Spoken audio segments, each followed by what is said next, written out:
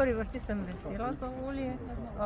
Želim, da bo zdrava, da bo lahko plavala zdaj brezskrbno po Dravi.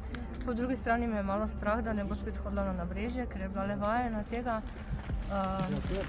Ne samo, da so ljudje hranili tukaj, ampak tudi zlobneži se najdejo. Ni fajn, da je tukaj gori, sploh mladina po noči razgraja.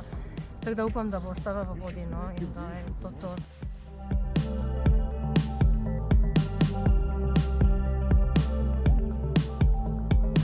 Slavna Oli je imela pododermatitis, to pomeni zaradi slabše kondicije veliko počivala na asfaltnih površinah, dobila spremembe in pa rastoče tvorbe, ki smo jih mogli operativno odstraniti.